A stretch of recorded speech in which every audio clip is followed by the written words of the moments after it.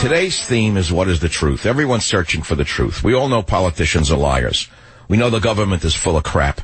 We know that everyone lies about everything in business. Wherever you turn, there's lies. So what is the truth? People say, what is the truth? Some say there is no truth. Just do what you want. Another question is, does God exist? That's for you to answer, not for me to ask. Now, I first faced these existential questions when I was 18. And I was reading existential philosophy, notably by Sartre, a long-forgotten French alcoholic philosopher. But today, I ask myself the same questions. Is there truth? Where is it to be found? Now, for me, the truth is in reality. I want you to go to michaelsavage.com if you're near an iPhone, and I want you to link to the pictures of socialism at work in Venezuela. I want you to see what's going on while the liar in Venezuela, the president Nicolas Maduro, very much like Obama, claims Venezuela has the best health care in the world after Cuba. There's no electricity, no antibiotics, no beds, no soap. 7 babies die a day in the hospitals. Bleeding patients are seen lying strewn on the floor, and doctors are operating without tools. That's socialism at work. That's where America will be in not a long time from now, unless there is a sea change in the political process in the United States of America. Obama is leading us to this disaster as sure as I am sitting here. I have covered this over and over again. What is truth? What is reality? Is Bernie Sanders telling you the truth? Bernie knows what socialism brings, but Bernie won't tell you about hospitals without medicine or about doctors without scalpels or anesthetic. Instead, Bernie sells you a bill of goods the way Bernie Madoff sold his investors on a Ponzi scheme. Bernie Sanders is basically a Ponzi scheme artist. Hillary Clinton, Ponzi scheme artist. We know the Clinton Foundation is a slush fund. We know that she's got lots of bad baggage. We also know she will not be indicted because she owns the system. So that leaves us with Donald Trump. Now, many of us are not sure about Donald Trump, but we're betting on him. We're gambling that he can change things, and we hope he does. But it's not to be about Donald Trump. It's about to be these topics of the day. So I'll begin with some of the stories that show us what the truth is. For example, Obama, the communist liar, is spending millions of dollars to find summer jobs, not for poor black kids, not for poor white kids, not for poor Hispanic kids who are citizens. Your president, your socialist liar, is spending millions of dollars to find summer jobs for refugees. He wants to make sure that Utica, New York's young refugees are not without a job. So, Mr. Obama, the socialist liar, is spending millions and millions of dollars to make sure it doesn't happen. President Obama said of his new summer opportunity project, access to a job in the summer and beyond can make all the difference to a young person, especially those who don't have access to many resources and opportunities. Well, that's true. Why don't you talk about the poor white kids that don't have a summer job, or the poor black kids whose families were born here hundreds of years ago, about those who don't have a job? But no, Obama wants to make sure as a community organizer that the future is seated with future socialist voters. And so he will spend millions and millions of dollars launching dozens of initiatives across the land to make sure that not citizens but refugees get jobs. Here's another story. 2 drown after being swept out by a current off a beach in Miami. So I looked into that, and there were 2 rabbis. But they were not liberal rabbis for whom the bell doesn't toll. They were actual real Jews. They were Orthodox Jews who practiced God's commandments all day long, 6 times a day praying, 3 times a day praying, following every little commandment. And they went out into the water, probably wading. These are not swimming types, 67 and 66 from Williamsburg, New York. They're not the type that are ocean swimmers. These are guys who roll up their trousers above their knees and splash themselves with a little water under their arms.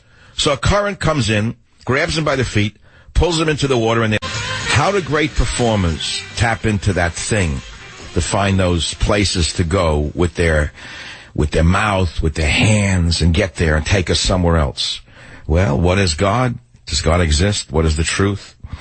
Again, these are existential questions which I faced when I was 18. I'm facing them again because America is in total and absolute turmoil right now. People don't know which way to turn. They've lost their faith in God. They certainly lost their faith in the liars in the media. They know that they're all They're all salesmen of one kind or another. They have no faith in any of the empty skirts or any of the suits. No faith in Congress. We don't know who to despise more, the media or Congress, but we despise them all. So we turn to other places for our truth. I remember when I was 18 years old and I had gone to Europe, the big trip to Europe.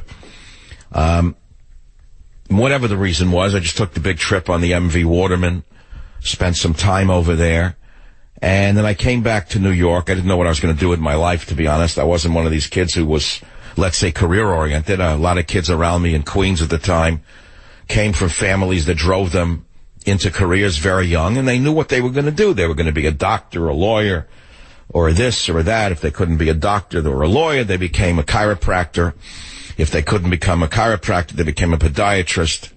If they couldn't become a podiatrist, they became, whatever, you go down the line, an accountant or this or that. I'm not knocking any professions, but they were driven in careers, and many of them went right into careers early on in life. I was not that type. I was always a dreamer. My head was always somewhere else. I always was reading philosophy, was interested in ideas, and of course, as a dreamer, I was sort of, in my own way, on the sidelines of life because I didn't know where I wanted to go. And I don't think that I'm different in that regard. I was different. I don't think I was very different then than many young people are today who are searching, so to speak, to so-called find themselves. I never knew what find yourself means, but basically to find a way to make a living, in plain English. If you find a way to make a living, you'll find out who you are. It's really very clear. Find a way to make a buck and you'll find out who you are pretty quick.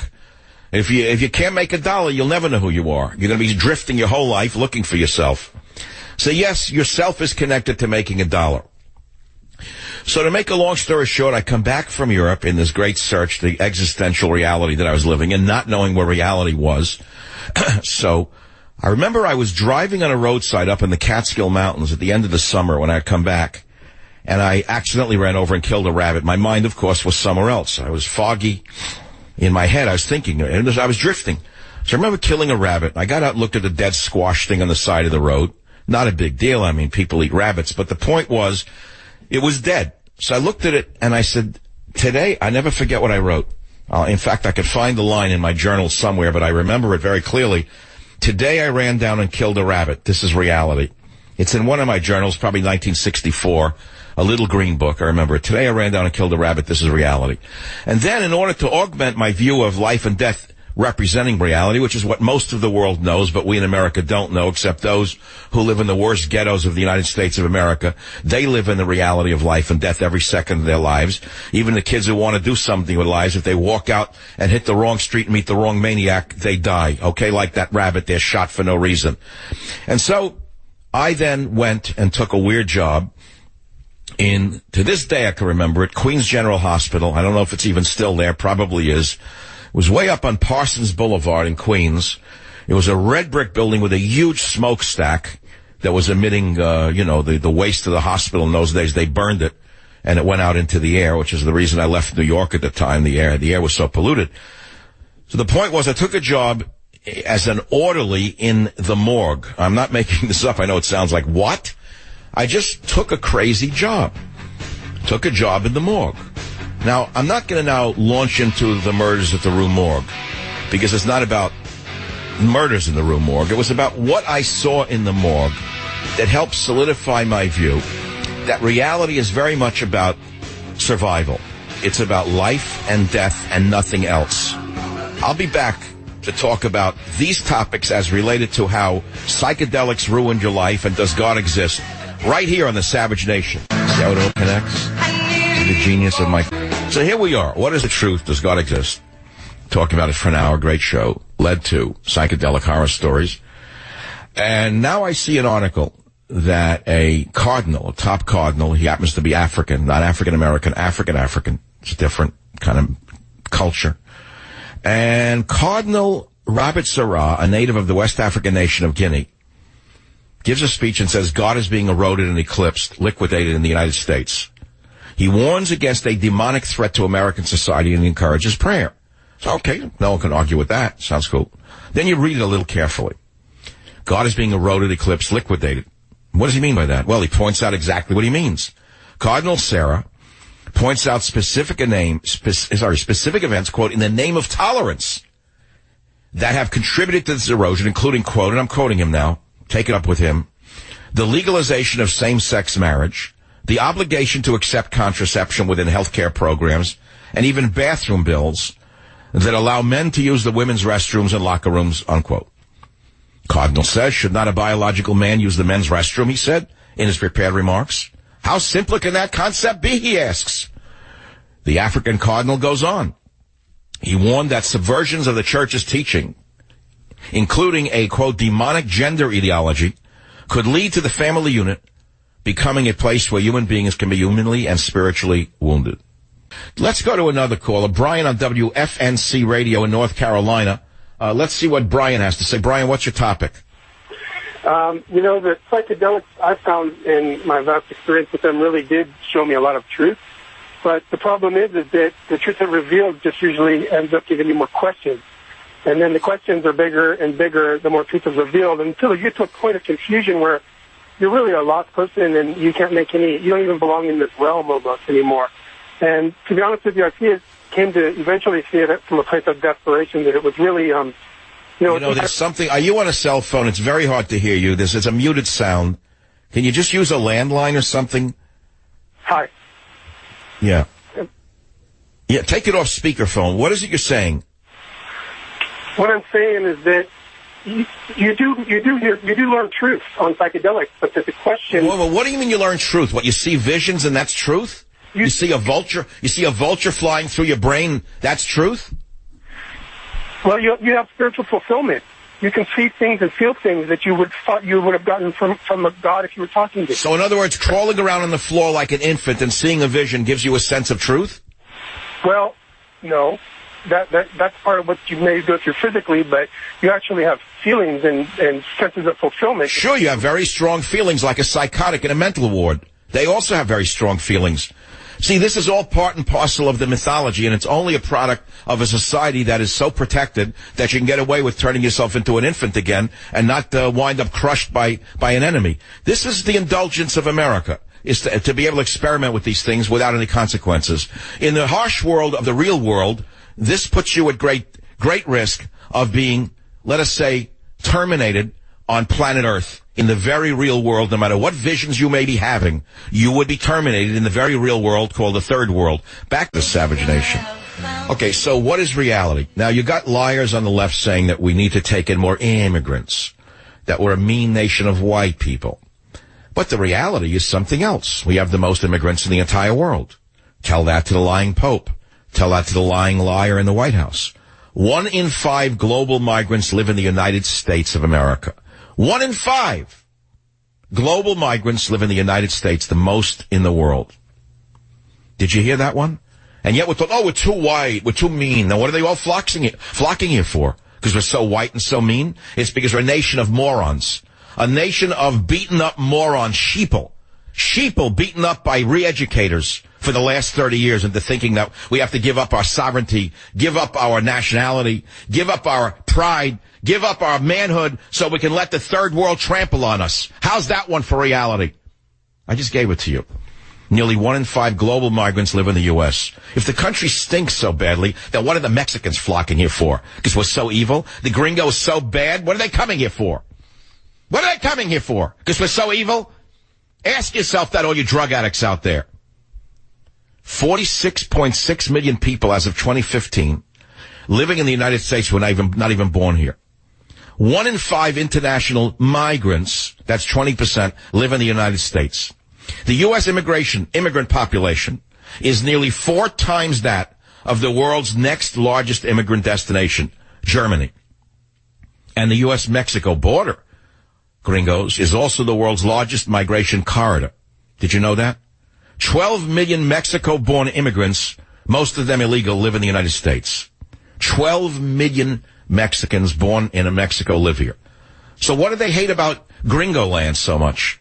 What are they coming here for if it's such a racist land?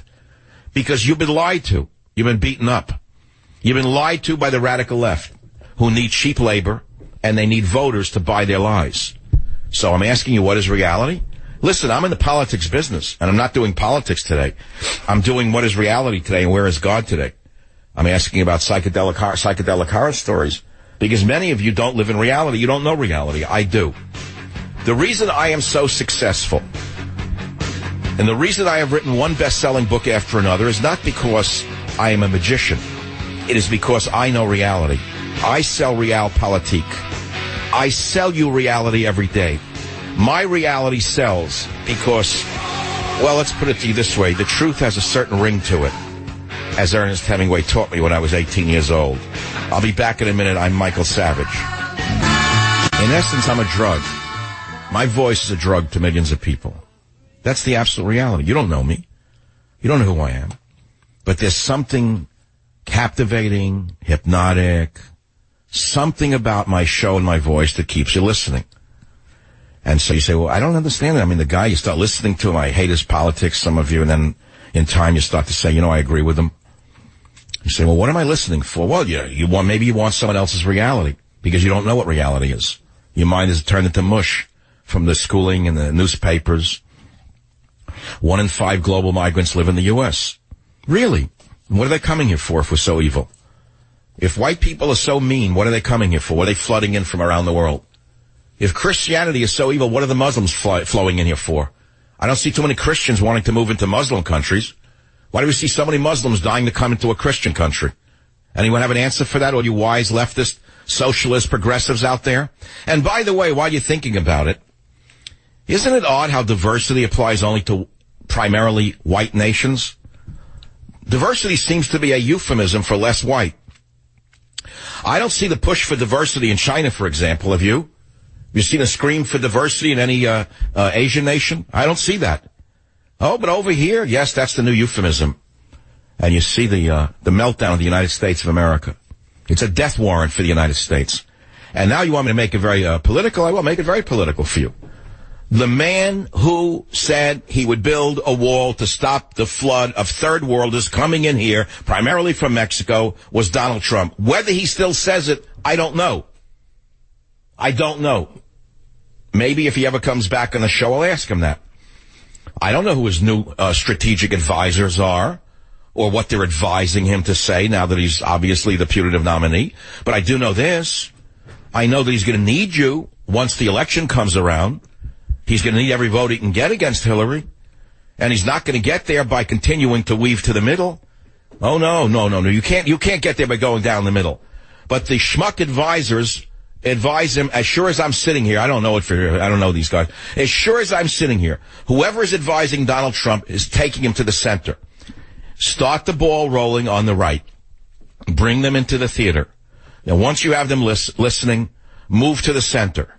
Triangulate the vast majority of undecided. That's the theory of the morons who destroyed Romney. That's the mentality of the idiots who run the Republican Party. Because make no mistake about it, their handprints are all over what's happening. Going on the Megyn Kelly show and talking about nothing, a fluff show. Are you kidding me? From the wall to her? In one sweep it happened like this, from the wall. All of a sudden, no Muslims coming in, and the wall. All of a sudden, he's making nice to Megyn Kelly. Well, I'll still support him over Hillary Clinton. But do you think that means that I believe he's going to build a wall? Do you think it means I actually believe he's going to stop the Muslim invasion of the United States of America? I don't know. We'll have to wait and see what his strategic advisors advise him to say next. And that's why I say, instead of talking about politics per se, I'd rather talk about reality per se. Because reality is reality. And there's very real reality. Ask a surgeon what reality is. Ask a combat Air Force pilot what reality is. Ask a Green Beret what reality is. Ask an Army Ranger what reality is.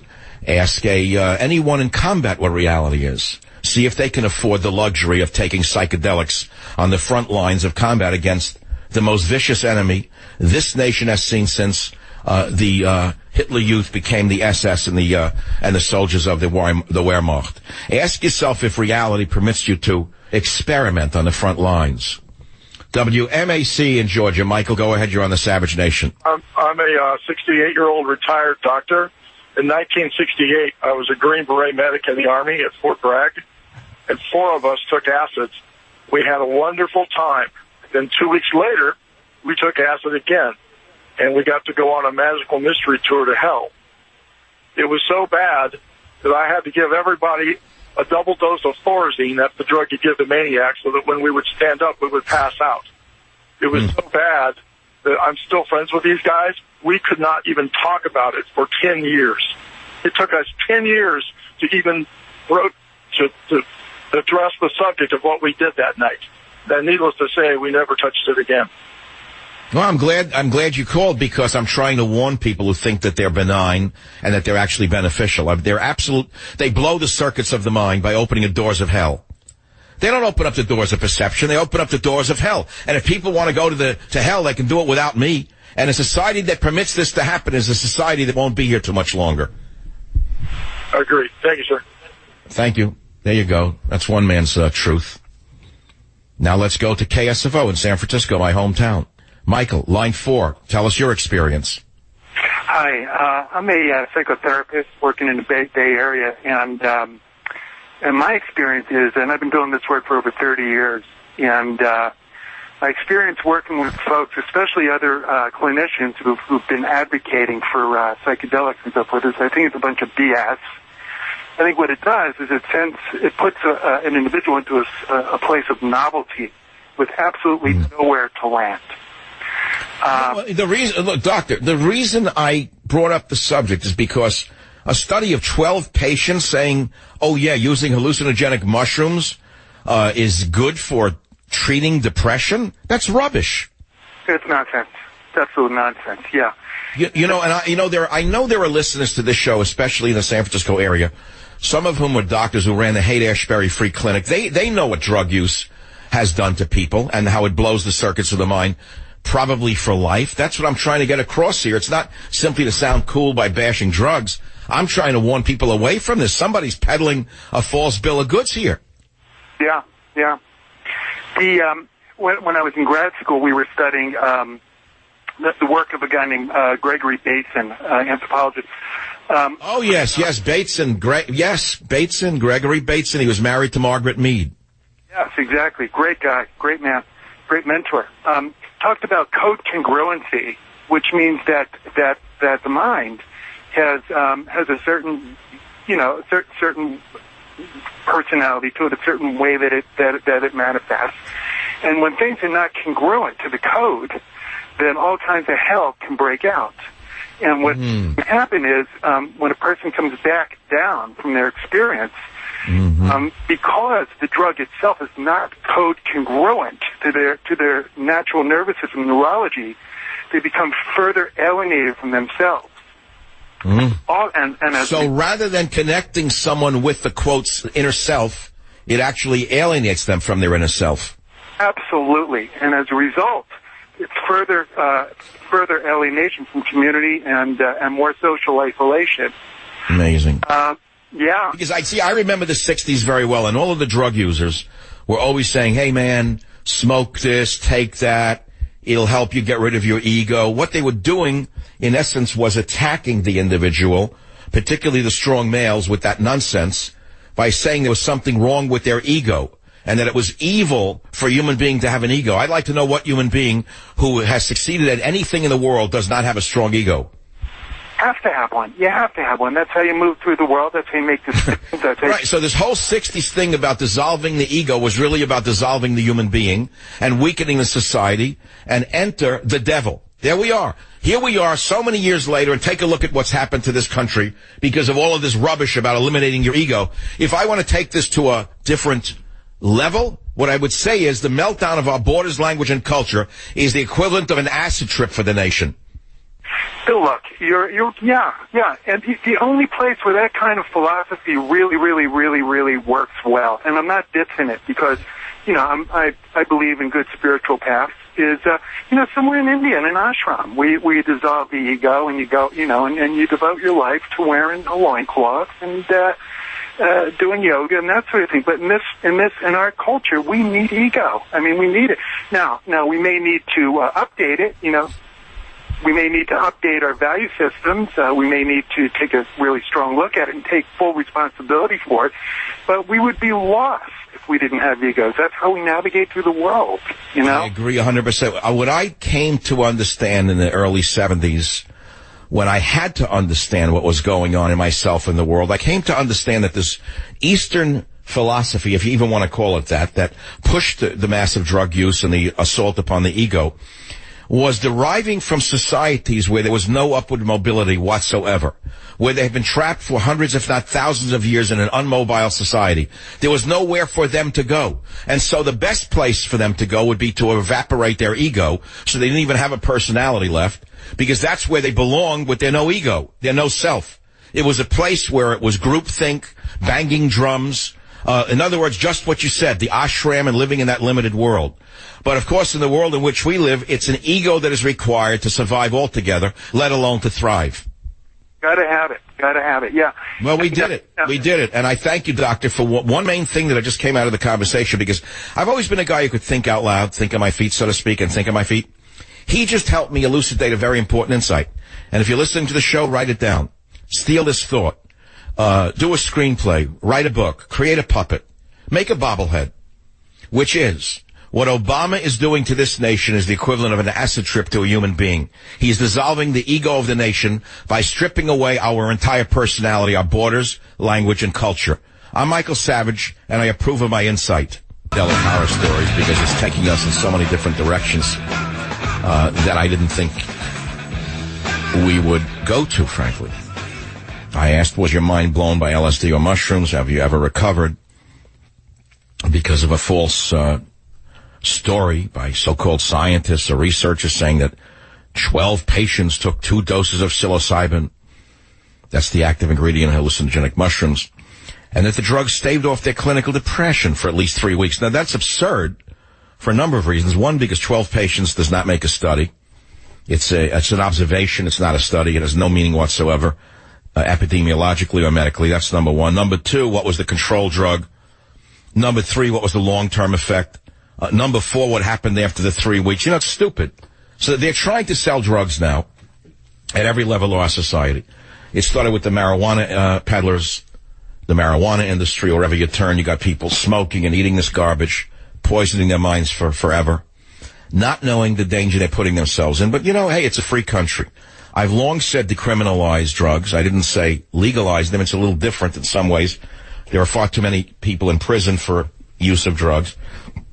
But I don't want to get into the criminalization issue. I want to talk about the psychological damage that these drugs are doing to the individual and to the society as a whole. It's what permits demagogues such as Barack Obama to get away with what he gets away with. He's literally pulling an acid. He's like a drug peddler. He's selling acid to the population, telling us that without our ego, our national ego, that is without our national identity, which is our ego, our national identity, we'll be a better person if only we would strip away our borders, language, and culture. And many of the idiots out there, yeah, that's cool. Yeah, we're just citizens of the world. We don't need a nation. Meanwhile, the jackals of the world are coming in here, eating us alive, taking away our breakfast, so to speak. And the people don't even know their breakfasts are being stolen. Some, in fact, give away their breakfast willingly. They like giving it away. They enjoy being, shall I say, well, I can't use the word because it's a family show, but it's what happened to many German girls New Year's Eve in Germany as Angela Merkel invaded her own nation with vicious individuals from the Middle East and from Africa. Rob, on WABC, you've got a few minutes. Fire away. What's on your mind? Michael, I'm so glad you're taking my call. Rob from New Jersey. I've got a knot in my stomach while I'm making this call because of today's topic, and I'm going to keep politics out of it. My son was once a perfectly normal, he's 24 years old now, and he said to me that he always felt insecure and this and that. He started taking MDMA, which is ecstasy, and you hear a lot about ecstasy in the last 15 years. My son is now in a state psychiatric hospital in Connecticut, and because of abuse from ecstasy, he has got a thing called depersonalization or derealization. This drug triggered depersonalization or derealization in his mind, and this poor child has never been the same. It's been 6 years, The psychiatric community knows nothing about, very little about depersonalization, but MDMA, for all these kids out there that think that taking ecstasy is going to be the way to break down their barriers, and you were talking about ego before, guess what? You're absolutely right. It backfired. It played havoc with my son's brain. Yeah, and this is why I've long said decriminalize the use of drugs and execute drug dealers. You know, it works in Malaysia. You know, you go to Malaysia, there are huge billboards near the airport coming out of Kuala Lumpur, which say if you sell drugs in Malaysia, you will face the death penalty. It tends to diminish the drug trade. And that's why we need a law and order candidate in the United States of America. And I only pray to God that Donald Trump is that law and order candidate, so we can clean up the trash and get rid of the trash before we are awash in nothing but trash. I'm sorry for your loss. There's nothing else I can say. I hope maybe you've saved one life. For he who saves a single life, it is as though he has saved the entire world. This is Michael Savage. I'll be back. Be here. Join the Savage Nation. Call now, 855-400-SAVAGE, 855-400-7282. Savage.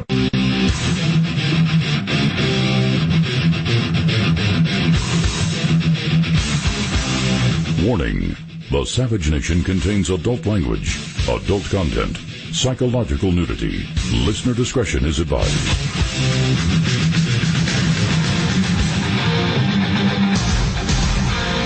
And now, America's most exciting radio talk show, The Savage Nation. Talk radio for the thinking person, home of borders, language, culture. And here he is, Michael Savage. From the UK with Deceit, the Beatles brought us Lucy in the Sky with Diamonds. They triggered the sexual revolution in many ways, the drug revolution in so many ways. And here we are, decades later, suffering as a result of the strip down of the national ego, as I said in the last hour, borders, language, and culture representing, in my mind, the personality of a nation, which is dissolving right in front of our eyes on the acid trip called diversity and compassion. This is the program. I was born to do shows like this. I know when I hit my stride, I can feel it, and I know you feel it, because I've been doing this long enough to tell you I know when I hit my stride and when it's right. Today is one of those days where every dart that I've thrown has hit the center of the bullseye, so to speak. I can feel it in the callers. I can feel it in the airwaves themselves. And I have to ask myself, before we continue with this, I would say, dialogue on the subject of psychedelic horror stories or the other subjects that I have raised of what is reality, does God exist, and such as I've described to you from my point of view, the morgue, today I ran down and killed a rabbit, that reality thing that I began with. I'd like to pull back for a minute and ask myself, why is the show catching a wave today? Why are people so phenomenally attached to not only my own insights or my own words, but those of my callers? If you listen to the last hour, and I don't want to paraphrase what people said, you heard one story after another about the devastation that was wrought upon them or their friends or their family by psychedelics or by drugs like MMMD, which is ecstasy. And yet we hear nothing about this in the media. The entire media is given over to peddling how beautiful drugs are, how beautiful diversity is. It's national psychological and physical suicide being sold by the boys in the band. Yes, my friends, the empty suits and the empty skirts that we've come to love so much, peddling the big lie over and over again. You ask yourself how they get away with it. Why would anyone believe a word they say when we know the opposite is the truth? And I ask myself today, A, how I arrived at this topic, B, why I'm doing a topic, C, why the people are responding. I'd have to say because in this hyper-political atmosphere in which we live, especially in talk radio, with the clutter, every day, Clinton and Trump and this and Sanders, every day they can't take it anymore. They've heard it all. They want to have the election and get it over with. They're tired of the reality show. The people are sick and tired of the media circus. They're sick of it. They're sick of it. They made up their minds. They want to vote and they want to go on with their lives. And they want someone to clean up the country. They want somebody to stop the flood of illegal immigrants. They want somebody to stop the meltdown of our national identity. They want somebody to stop the insane spending that is bankrupting our great-grandchildren, and they want the people who are doing it to us to be thrown into jail for the crimes they're committing against this nation. That's the zeitgeist to this election, I can tell you right now. I don't need to ask anyone. I don't need the New York Times to confirm I'm right. I'm right. They need to confirm through me what's really going on because they don't know. They live in their own world. They're very bright people, very insightful people in their own worlds, but they live in the bubble of their worlds. They're not me. They don't have my life experiences. They haven't lived through all of these iterations of America. I have. And I am here, and I'm here for a reason. And whatever the reason is, I'm telling you like it is from my point of view. So you could say, okay, define it as borders, language, and culture. Good for you. Now what do we do about it? Well, you know what we have to do about it. Here's another story from Jihad Watch. Muslim McDonald's worker planned jihad mass murder attack at Heathrow Airport. You say, oh, well, that's only one of them. The court documents that Pham, he's a Muslim convert, a Vietnamese Muslim convert, was told to maximize the carnage by coating the bomb with metal bolts and cause as many casualties as possible to show how much he loved Allah and Muhammad. Now, what kind of religion on earth puts this kind of homicide into the heads of adherents? What religion on earth does that? Buddhism doesn't do it. Judaism doesn't do it. Christianity doesn't do it. Hinduism doesn't do it. I don't see it in any other religion. Where in the world do you find this in any other religion? And so if you see the reality of what is happening to too many of those who follow this particular religion, you as an American say, I'm sorry, I don't want any more of them in this country. And I want to live. And I want my children to live. And when you do say those things, the evil ones, the evildoers in the establishment say, no, no, no. That's not reality. The reality is that Islam is a religion of peace. The reality is that you are a racist. The reality is anything but what you see reality is. But you still know what reality is. What in the world do you think is going to happen unless we stop this wave coming into this country when they are taught such hatred for the nation that they are brought into? And I'll leave it at that because I'm trying to teach you what reality is. I'm just simply trying to teach you the reality of the times that we're living in. Despite what the idiots in the Democrat, Socialist, Islamist establishment will tell you, and their useful idiots in the media, I know reality. Now, either they know reality and they're lying to you, or they don't know reality. And I'm tending to think that they don't even know reality.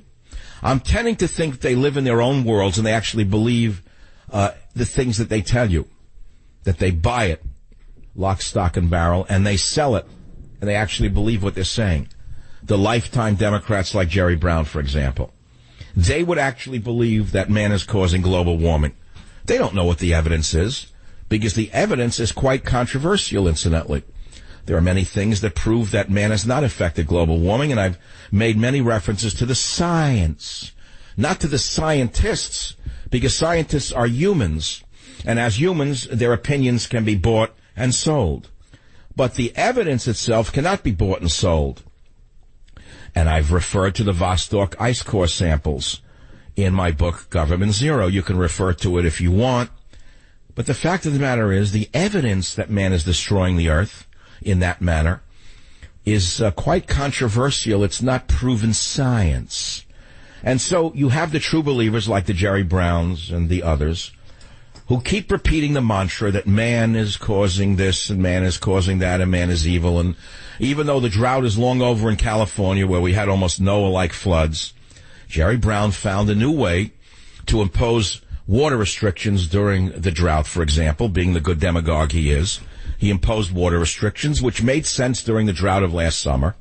But then, of course, what happened was we had the Mediterranean climate kick in, and we had the deluge that I knew would follow, which I told you last summer. Stop with the world is coming to an end. Stop with the sky is falling. We're going to have the wettest winter in many a decade. And sure enough, we had the wettest winter. Am I a fortune teller? No, I just know the history of Mediterranean climates. I also lived in California long enough to know that these things of drought and rain run in cycles. But the point is that even though the drought is long over and the reservoirs are overrunning, Jerry Brown found a way, as the good demagogue he is, to keep the restrictions he put in place during the drought in place after the drought, only because he could.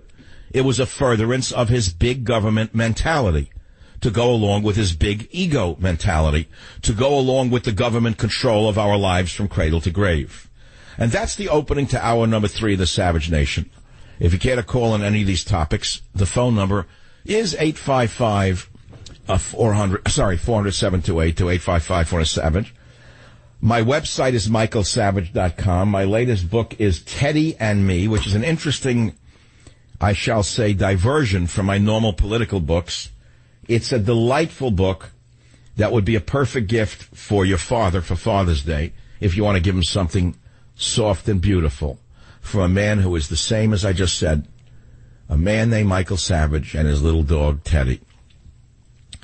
WABC Tom, what's on your mind, Tom?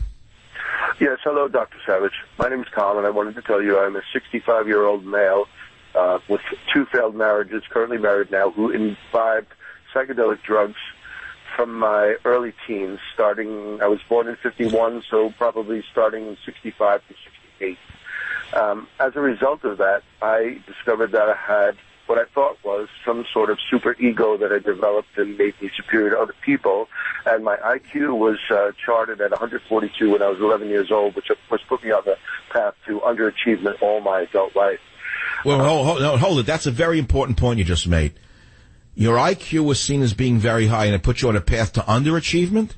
Correct. Absolutely. Yes. What? Because you thought you were so smart you didn't have to work? Correct. My teachers told me. Yeah, no, that's 100% true. That's like children who know they're going to inherit money who become lazy. Indeed. This was a problem with my entire formative years. And I discovered after imbibing all those psychedelics, I had created what I would consider a chasm or a rift between my ego and my personality and my, if you will, soul or human body, which prevented me from experiencing normal physical relationships and intellectual stimulation, emotional empathy, etc. I suffer from that today, which has created a path by which... Oh, wait. You said that the psychedelics opened up that view for you. So you're saying it was always there, only you've never been able to cure it, but you're not saying the psychedelics caused it, are you? I'm saying that there's the potentiality for all human beings to suffer this experience, and it could be through religion, it could be through drugs, it could be through any high-risk behavior or repetitive action that creates the situation where you separate physically or mechanically separate the ego from the rest of the human situation. All right, let's for a minute take a slight digression. What is the ego? We've heard the words ego, superego. We've all read early Freud. What is the ego in your mind? What does that mean? I have done extensive investigation into Freud and Jung, as well as Eastern religions, and I have found that the ego is the controlling entity, if you will, a construction that's made by a human being to help him navigate through what we consider to be reality. Yeah, well, hold on. This is so important. Don't go away. Listen to this. Let's take an infant. The mother has a baby. The baby is helpless in the world. It couldn't live a day without the mother. Isn't that correct? So the mother is the superego for the baby. The mother and father become, in essence, the protectors of that crawling mass of protoplasm. And as the baby grows up, and I see people around with the little babies, and I look at the faces of the mothers as they push the baby by, and I often try to think about what is the mother thinking as she pushes her baby down the street in that stroller. She looks at the little girl or the little boy. She probably sees a future ahead where that child will go to school, and she hopes he will or she will succeed in school and then go on to being whatever she imagines that child will be, right? But that all requires the development of an ego, doesn't it? It does. Yeah. So when you strip away the ego, as the Eastern philosophy that has been bastardized into the psychedelic philosophy, translated into American minds, because the Eastern philosophy is really not about crushing the ego at all. If you actually study Eastern philosophy, it's just as ego-driven as any Western philosophy. That's if you actually read Eastern poetry, Eastern literature. You'll find that the bastardization of Eastern philosophy is translated into America as to say, okay, you don't need an ego. If you strip away the ego, you'll find the actual beautiful self within. So now, please re-enter the conversation telling us what happened when you crushed or disappeared that ego.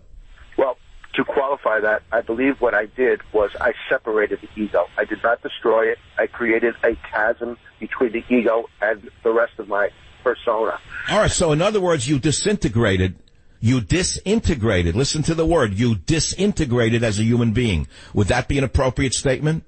That is appropriate, and I believe... All right, so in other words, acid really is an acid. It literally destroys the integration of the selves or the pieces of the self that make up the whole. This is a very important subject. It's probably groundbreaking for the mass audience. This is probably well known in psychiatric circles. I would think that it's well known by any psychiatrist who's listening to the show, but it is not well established amongst the general population. It's a very important conversation at that. And before I take a quick break, and stay on the line because I want to go there. I'm getting so excited by this show in so many different ways I can hardly describe it. I once visited a very important religious figure with some of the same questions you raise. And he listened to the whole story. And the more he listened to me, the more he knew he had to say the following. And what he said to me was, Michael, if you take a stick and you put it into dog crap in the street, no matter which way you turn that dog waste, it's still dog waste. And in that sense, he was the most brilliant man I've ever met. I'll be right back. Join the Savage Nation. Call now, 855-400-SAVAGE. Savage. You have to ask yourself, how did your grandparents or your great-grandparents get through life without taking LSD or smoking dope? Welcome to the Savage Nation. How could your great-grandparents put up what they put up with and not have to have a joint or eat some marijuana cookie to get through a day? How come they were able to do it? How come they didn't need drugs to get through life? Oh, your life is so much richer because you use marijuana or you use drugs or you MDMA. Sure. You have a much richer life, right? Sure. Absolutely. So keep committing suicide and call it enlightenment. It's not my business what you do with yourself. Throw your life away. Throw your country away. Throw your life away. I can't do anything about it. Try to explain to you what's going on. It's a drug lobby at work. What you're listening to is the drug lobby one way or the other. It doesn't matter whether it's legal drugs that are poisoning society, such as OxyContin. And I've said for a long time the manufacturers of OxyContin knew what they were doing. I've read detailed studies on the early studies of Oxy, and they knew that it was not a 12-hour sustained painkiller. And they covered up the evidence. They've even paid fines and settled lawsuits. They should be in prison. Their assets seized. So don't think I'm in favor of legal drugs. If you're taking that from, you're wrong. Drug peddlers are drug peddlers. I don't care whether they live in a Fortune 500 boardroom or in the gutter. So here we are. Your drug lobby at work. Drug lobby in the streets and drug lobby in the media and drug lobby in the boardrooms. It's still a drug lobby. And here we are today, and we listen to guys. There's an ice cream guys, Ben and Jerry. Now, as you know, I don't eat ice cream because I think it's one of the worst foods man has ever invented for his health. I've written against it for years, even from the time I was writing just straight-out health books. I wouldn't touch the stuff. It's a poison on many levels. So now you have two fat white guys from Vermont named Ben and Jerry who are super psychotic leftists who use the profits that they've made peddling this evil drug called ice cream against America. So the latest thing is they put out a thing called a new thing about the Voting Rights Act. Listen to clip number 9. You got to hear this garbage. I think having this flavor empowerment allows us to connect with Ben and Jerry's fans. We're going to work nationally on trying to help reauthorize the Voting Rights Act. There's just a lot of work to be done. So it's kind of easy to show up for one day. Here's an ice cream peddler who's destroyed the health, in my opinion, of millions of people, who's taking his ill-gained profits, in my opinion, to peddle socialism, again, in order to overturn everything decent about America. So now listen to the lie next from his partner, the other fat, rich white guy in clip 10. The Voting Rights Act was passed originally because some states were doing everything they could to keep black people and Latinos from voting. Well, now that the Supreme Court has struck down provisions of that act, these states, mostly in the South, are starting to reinstitute these laws that prevent black people, poor people, young people from voting. Now, so the ice cream peddler is lying through his teeth. The Voting Rights Act, my friends, does not prevent anybody from voting. It prevents illegal aliens from voting. It prevents people from voting multiple times. It prevents people from voting in New York and Florida. That's what the law was. So now listen to the next big lie from the fat, rich white man in number 11. Right now we have a government that represents rich white people. That's not what it's supposed to be about. If you want a democracy that represents everybody, we've got to overturn these laws. Well, I have nothing else to add. Here's a fat, rich white people man who says that we have a government that represents rich white people, and that's not what it's supposed to do. So what is he trying to do here? Why do these crazy people use their wealth to destroy the country that permitted them to gain their wealth? Answer: because they're mentally incompetent. You find the same mentality all over Hollywood. You find the same mentality in all the corridors of, you just name it. I can't fill in the blanks. You know where they exist. But they repeat the same lie over and over again until they start to think it's the truth. Here is a country that's given them everything they have. And they themselves are rich white people.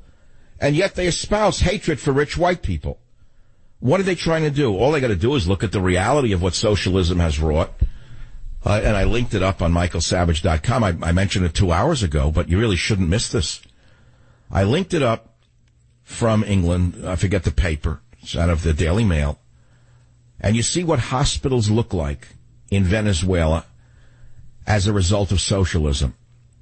The president is a stone-hearted socialist along the lines of something that Ben and Jerry would like to have in America, along the lines of what every actor and actress whose minds have been blown by drugs and illicit sex for so many years think is good for them. The president of this rotten nation, Nicolas Maduro, claims Venezuela has the best health care in the world after Cuba. But death rates are soaring, hospitals are filthy, supplies run low, electricity is shut off. The nation is collapsing because of socialism. The hospitals, you have to take a look at these pictures. You'll not believe what you're going to see. This is what happens as a result of the consequences of idiots like Ben and Jerry's peddling anti-capitalism after making their fortune through capitalism. This is what happens when you get a stoner like that actor Sean Penn, who I don't think has said a cogent statement in the last 40 years of his life, if he ever said one at all. Not one statement that follows the other makes sense. And he espouses socialism, socialism, socialism. It's all a front. It's a lie. One big lie after another in order to peddle their products to the masses. But what they don't understand is that we too are the masses. The people that they are aiming their guns at are the masses that gave them their fame. And it's time we fought back by not buying their garbage, their poison, or attending their films. You know, it's a two-way street. And so I'll pause at that note because we're talking about what is reality. And I don't know whether this insanity of a love affair with a disaster called socialism by these rich capitalists is a result of a lifetime of abuse of drugs or something else. It could be related to drugs. It could be that these idiots have taken so many drugs that they don't know what reality is. And the best evidence that that may be the case is that they wind up in rehab over and over again. What is rehab? It's a place where people go after they have taken drugs and can't take taking drugs anymore. And then they go in there in order to get cleaned up and to come out and try to face, quote, reality again. But once they face the reality of their own lies, they start using drugs again because they realize they were lying to themselves and then lying to the world. And that they abused their power as an actor or as an ice cream peddler to lie to the world. So they wind up taking drugs again, and then they wind up in rehab again. So you're going to listen to these idiots? Well, do so at your own risk. That's all. So this brings us back to the beginning of the show today. The theme was, what is the truth? Does God exist? And how I faced these very existential questions when I was 18 and reading existential philosophy, notably Sartre. But today I'm asking myself the same questions all over again. Is there truth? Where is it to be found? And so we've been talking about it now for over 2.5 hours. It's, I think, a very exhilarating journey I've been on. I can feel it. I know when shows connect or click with the audience. I know when it's coming from me in an almost pure form, and that's something that I've done today. And I'm ranking each day, by the way, when my shows are over and the microphone is turned off, just a little side note, I think about how was the show? How did I do? And so was it a B? Was it a B plus? Was it an A? Was it a D? Was it an F? Today it's one of the best ones in all the years. Why it's occurring, I don't even know. Where it's coming from, I don't even know. I think it's all God-given, to be honest with you, and it's what I'm tuned into. You want to get into that? Sometimes I get tuned out of the power. Let me put it to you that way. I'll call it the power. Because when you say God, people turn off. They don't believe you. What does God mean? God is a euphemism probably for power or energy. What do we go to church for? What do people go into a church or synagogue for? What are all those people on their knees trying to achieve? What are they hoping for? They want to feel the energy. They want to feel the power from wherever it is to come down into them and give them the strength to go on another second. They just had a diagnosis that their child is sick with cancer, or they themselves are dying, or their mother is dying, or their father is dying, or whatever it is. They've just lost their business. So they turn to religion. They don't know what else to do. So they go and they get on their knees. They throw themselves before God and they say, help me, God help me, God help me. Please help me, God. Please. What do they want God to do? God's not going to put money on their doorstep. God's not going to bring back the dead. God's not going to heal that sick child just because they asked him to. So what are they looking for? They're looking for the strength to take another step in life. That is, they're trying to tap into what every religion and every culture I've ever studied says they can tap into. Whether it be sitting in a Fijian village and drinking Yangona late into the night, which I did all through the late 60s and early 70s. What were they doing in drinking kava kava, Piper methysticum? What were the Brazilians doing in smoking ayahuasca? What were the Native Americans doing when they were taking mescaline through peyote? What are the Christians doing? What are all the religious people doing? What are the Buddhists doing as they chant and play the drums and fast? Are they not trying to tap into a higher energy? I think that's what they're doing. Now, what's the higher energy for? To give them strength. And that's the sum total of it all, because it comes back to what I told you at the beginning of the show, which is my analysis of what is the truth is really simple. It's not very complicated. Truth is survival. End of story. That's it. That's the whole story. Now, that's true for a man. It's true for a nation. And when you have a diabolical individual like Barack Hussein Obama, who is literally dismembering the nation in every way he can as fast as he can, and anyone who is rational sees this man doing it, and he is savoring the destruction of this great nation, and nobody stops the maniac. It's like an airplane that's heading to the earth with a crazy pilot at the controls looking back and mocking the passengers as he takes them to their doom. And nobody has the guts to stand up and take the controls away from him and say, this man is out of his gourd. He's crazy. No one says it. Instead, we go on like, oh, everything will be fine. Oh, we're going to have an election and then it'll be over. No, it won't be over. If he gets away with what he wants to do between now and December, which is flooding us with millions of Syrians and Africans and God knows what else from the earth, how in the world can this society survive? And why is he doing it? Well, there are many reasons he's doing it. We've talked about it over and over again. What is reality? What is this sick man's reality? Because he is a sick puppy. This man has such a hatred for this nation that only a certain number of people in this country can see right through him. Maybe 30 million of us see what he's doing. And they see him doing it and getting away with it. Why? Goes back to the Beatles. I get by with a little help from my friends.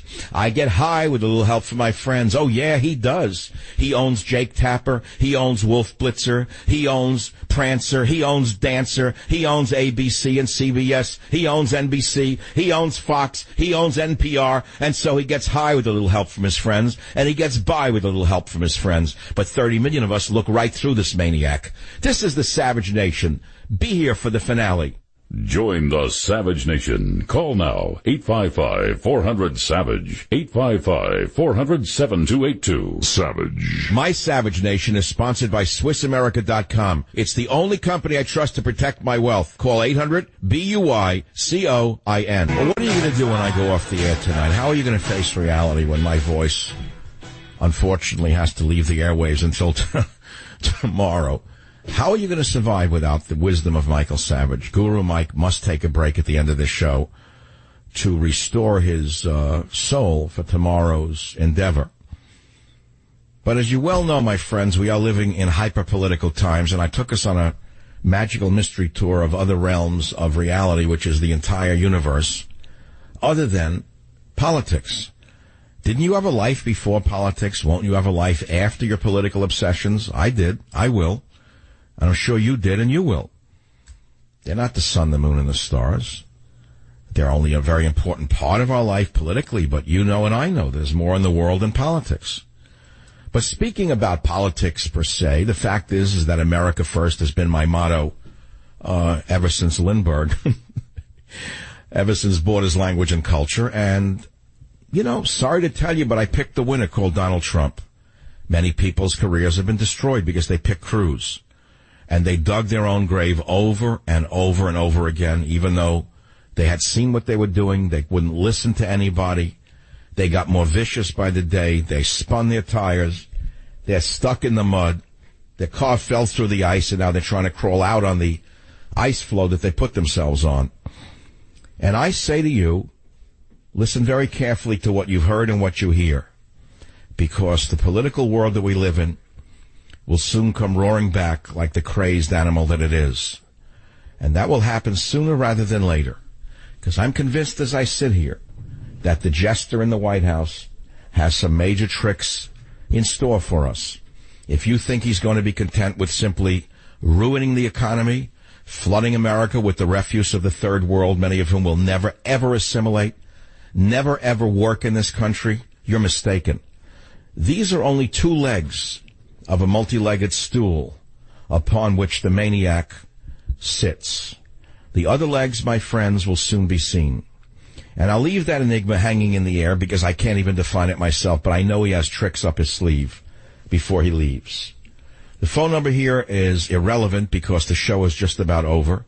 I invite you to visit michaelsavage.com and take a look at the pictures in Venezuela of the hospitals under the psychotic jester who is running Venezuela.